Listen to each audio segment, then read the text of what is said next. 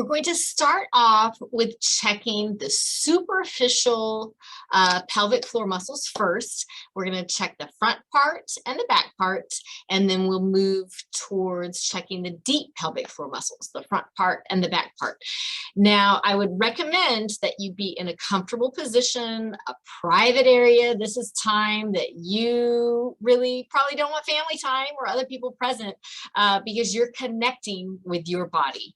So try to be in a relaxed, quiet environment where you're comfortable and you have time to explore.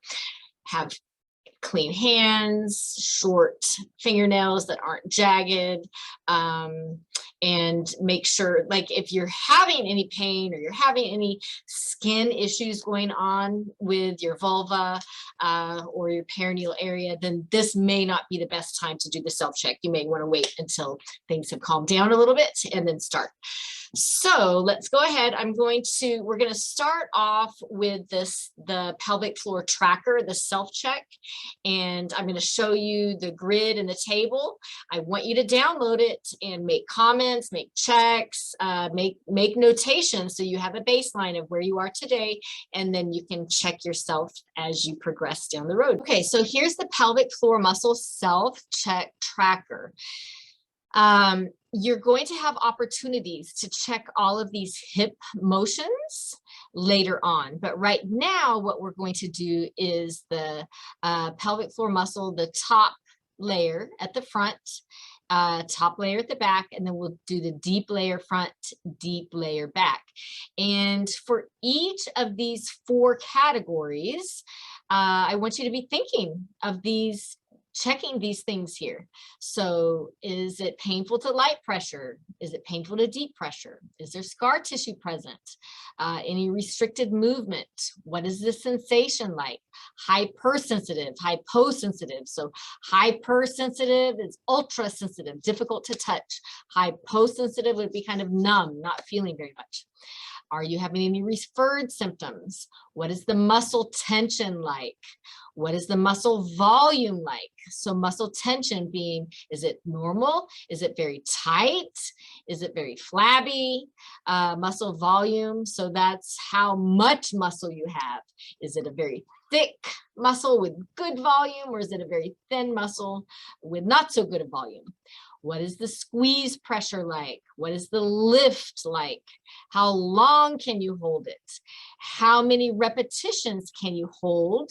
And then how well, how many squeezes, quick squeezes can you do? And I'm actually going to add a column here for how well you can release too. So we did muscle tension, but this is the intentional release. So when you download this, you're going to have another column there.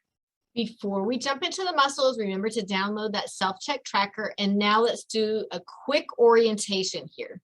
So we're looking into the pelvis. We're standing at the feet, looking into the pelvis, or we're using that mirror, right, to look into the pelvis. This is the pelvic floor with the skin and layers removed there.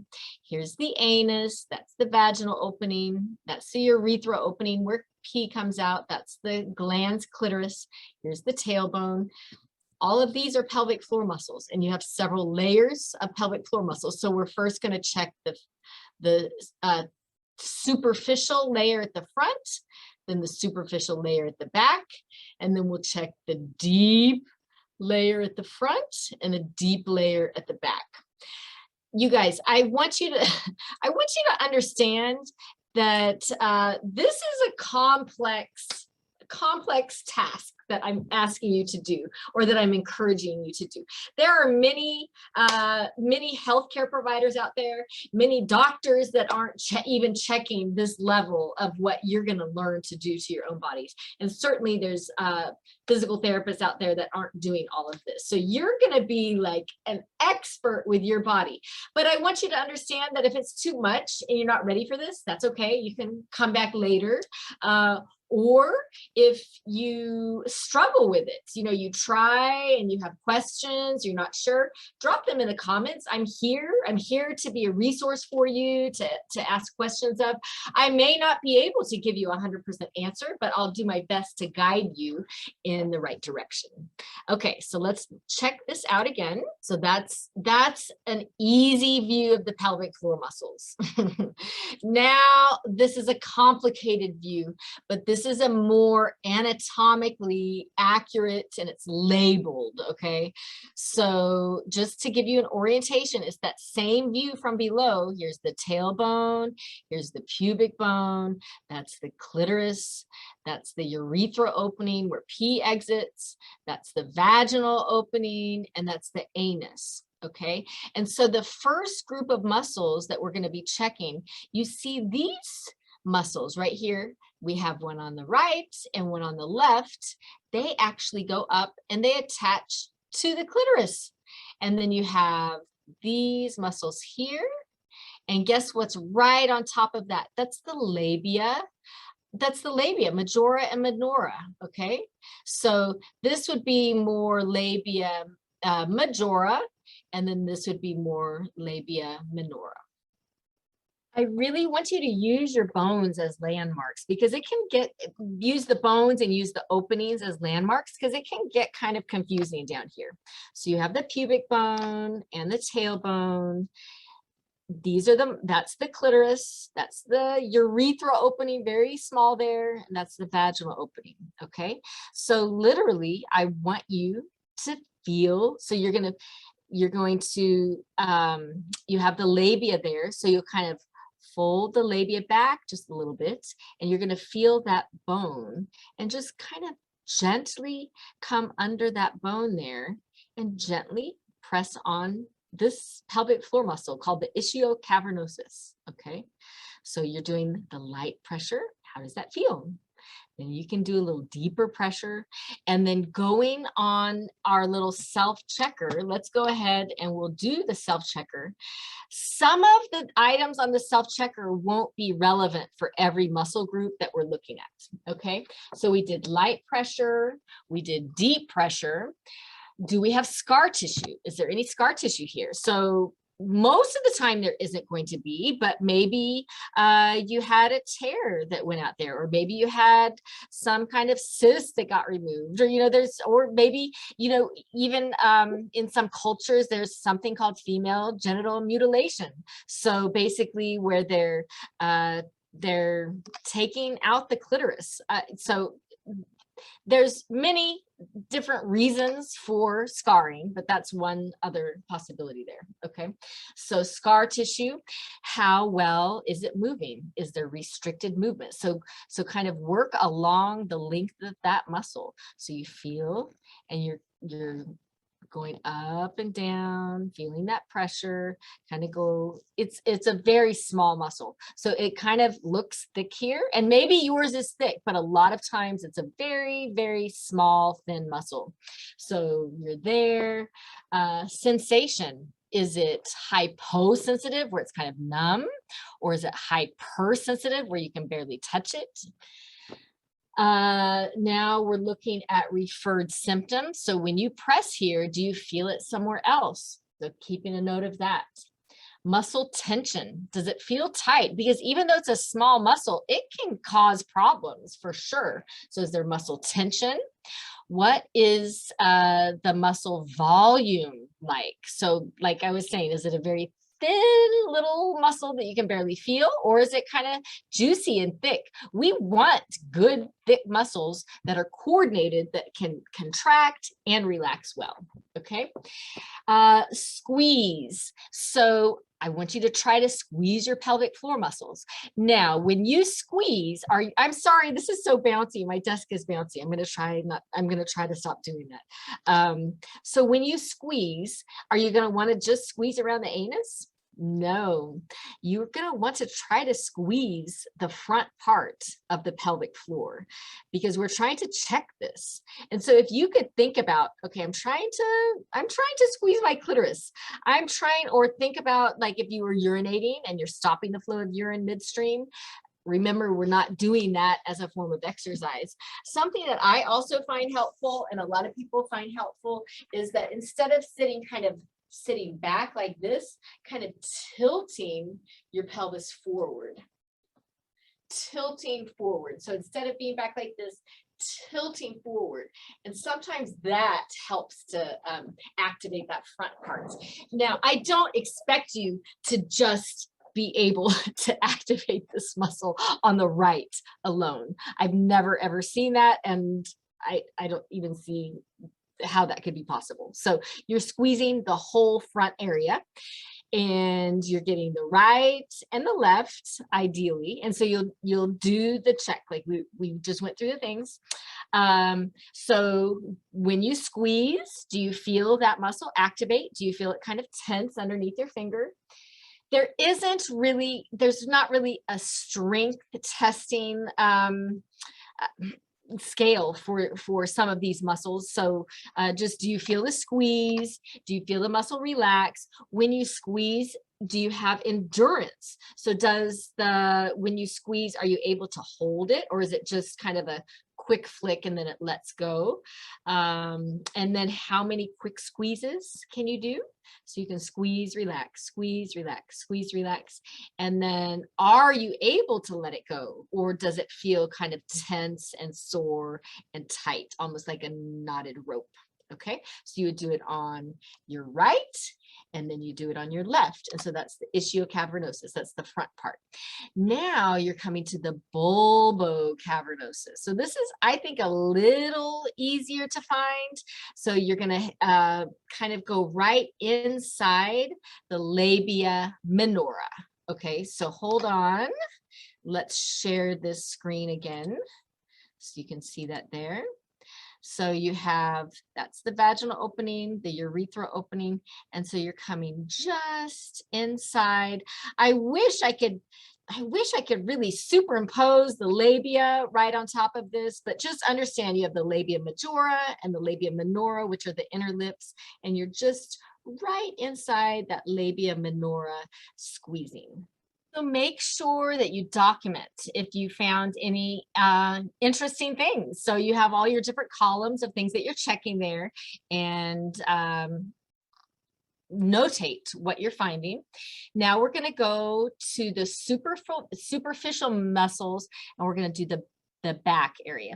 It's a little debatable about whether these muscles, so this is called the superficial transverse perineal, is this the front or the back, because it kind of attaches there at the perineal body.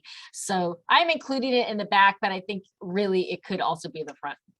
And for you, it doesn't really matter. Just finding your anatomy is the most important part.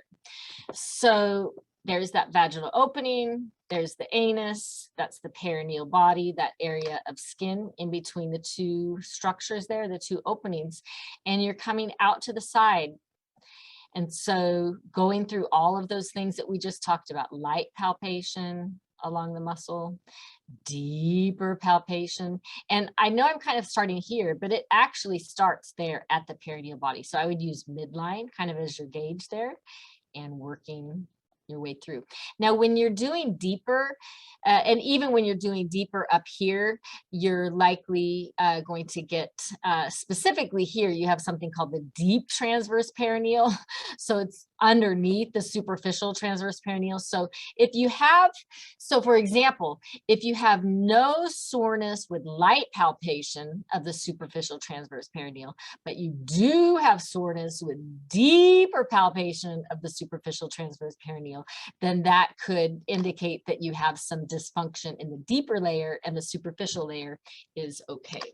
Okay, so you're going to go through all the things there. This, again, you're not really going to get a muscle grade or a scoring grade here, but when you squeeze, does it feel like you're able to squeeze and hold, or does it kind of let go without you intending for it to let go? And then when you want to let go, does it let go? Looking at sensation, pressure, all of that. Okay, now we're going to move to the external anal sphincter here. And so this is the muscle that wraps around the anus. That's where poop comes out. That's where gas comes out.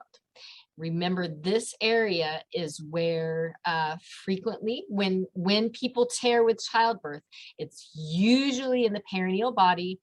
A grade 1 or 2 tear are less severe than a grade 3 or 4. So grade 3 goes all the way into the anus and a grade 4 goes into the rectum. So it's a very significant tear that's tearing these muscles, the superficial and the deeper muscles and other structures, and it can have a huge impact on function and quality of life. If you had that, it doesn't mean it's the end of the world. There are things that we can do, but understanding the anatomy behind it, and I think is powerful to any kind of rehab program.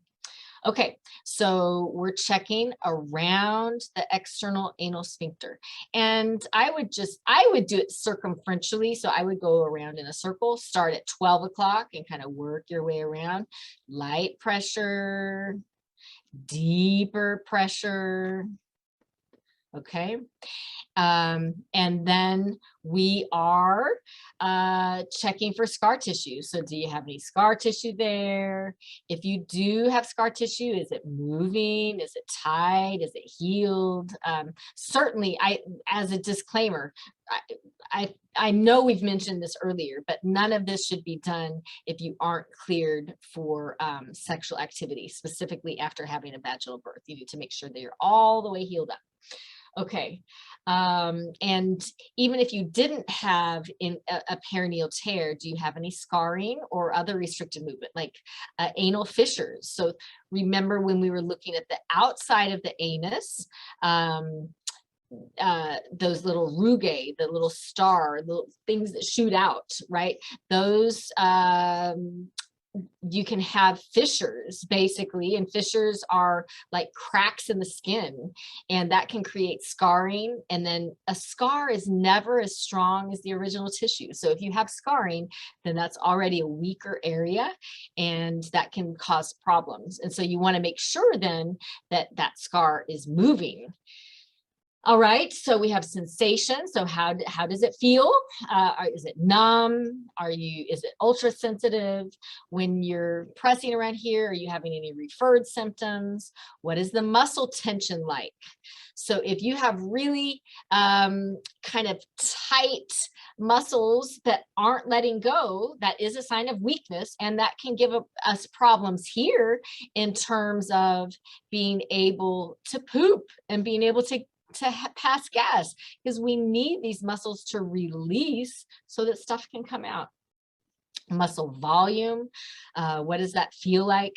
That's a really tough one. So don't feel bad if you don't feel muscle volume. And you guys, really, a lot of physical therapists aren't even documenting this detail in their evaluations of people. So don't feel bad if you don't have answers to all of these. It's okay. Squeeze pressure. So this would be where you actually insert a finger into the anus and you're squeezing. And we're going to use that scale. We can use that modified Oxford scale that we used for the vaginal canal. We can also use that for the anus. And so what is the squeeze pressure like? What does it feel like the finger is being lifted up and in? And so I don't expect you to grade it on a scale of 0 to 5, but just understanding that scale exists. And when you squeeze, are you able to squeeze and hold? How many repetitions can you do? Are you good at releasing? How many quick flicks can you do? Those are all things that you could look at if you wanted to. All right, so you just made it through your first pelvic floor muscle assessment, your own self-check. I am so impressed. You know more about your body than 99.9999999% of the whole world. So bravo, friends. I love that you're connecting. And now we're going to move on to the next section, which is checking the deep layers.